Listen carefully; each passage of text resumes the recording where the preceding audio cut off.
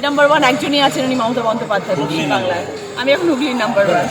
কে কখন কাকে ভোট দেবে, কার পাশে থাকবে, সেটা তো মানুষ বিচার করবেন। তারপরে তো সেটা একটা টেনশন সবার মধ্যে থাকে। তারপর শেষ পর্যন্ত যাকে মানুষ পছন্দ করে তারাই জয়ী হচ্ছে। আপনাকে অনেক মিম হয়েছিল, আপনাকে অনেকে মিম করেছিলেন, কি বলবেন সেটা? আজকে কি আপনি বলেছিলেন জবাব দেবো? না, আমার দর্শক, আমার মানুষ জয় উত্তর দিয়ে দিয়েছেন। রচনা বন্দ্যোপাধ্যায় তার উত্তর দেওয়ার দরকার নেই। বলছি দিদি, আপনার একাধিক বক্তব্য নিয়ে। হ্যাঁ, মানে এখন তো আরোই হবে, সবাই সবাই চোখে এখন ধোঁয়াই দেখবে। বলছি দিদি, আপনার একাধিক বক্তব্য নিয়ে বিভিন্ন সময় সমাজ মাধ্যমে মিম তৈরি হয়েছে, বিভিন্ন রকম হাসির খবর হয়েছে, কিন্তু আপনি প্রত্যেকবারই হাসি মুখে জবাব দিয়েছেন। কি বলবেন যারা এই এখন আমি হাসি মুখে জবাব দিয়েছি, পরের ইন্টারভিউতে আমি 1 মিনিট ধরে বসে আপনার সাথে কথা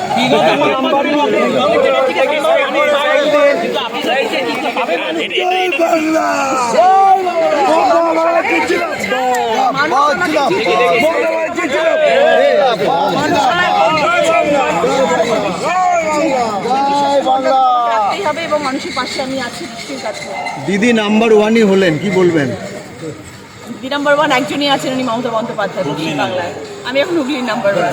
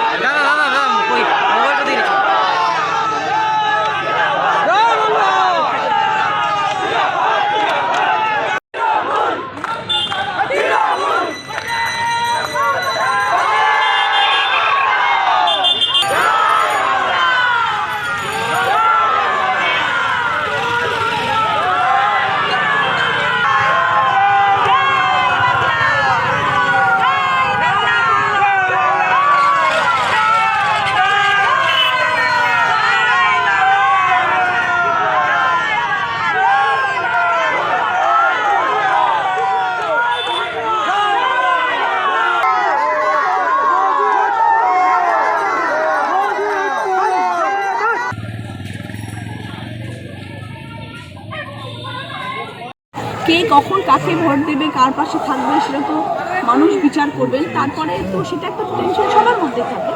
তারপর শেষ পর্যন্ত যাকে মানুষ পছন্দ করে তারাই জয়ী হচ্ছে। আপনাকে নিয়ে অনেক মিম হয়েছিল, অনেক মিম হয়েছিল আপনাকে, অনেকে মিম করেছিলেন, কি বলবেন সেটা? আজকে কি আপনি বলেছিলেন জবাব দেবো? না, আমার দর্শক, আমার মানুষ জয় উত্তর দিয়ে দিয়েছেন। রচনা বন্দ্যোপাধ্যায় তার উত্তর দেওয়ার দরকার নেই। বলছি দিদি আপনার একাধিক বক্তব্য নিয়ে হ্যাঁ, মানে এখন তো আরোই হবে, সবাই ধোঁয়া, সবাই চোখে এখন ধোঁয়াই দেখবে। বলছি দিদি আপনার একাধিক বক্তব্য নিয়ে বিভিন্ন সময় সমাজ মাধ্যমে মিম তৈরি হয়েছে, বিভিন্ন রকম হাসির খবর হয়েছে, কিন্তু আপনি প্রত্যেকবারই হাসি মুখে জবাব দিয়েছেন। কি বলবেন যারা এইগুলো এখন আমি ছড়িয়েছে? হাসি মুখে জবাব দিয়েছি, পরের ইন্টারভিউতে আমি 1 মিনিট ধরে বসে আপনাদের সাথে কথা বলবো।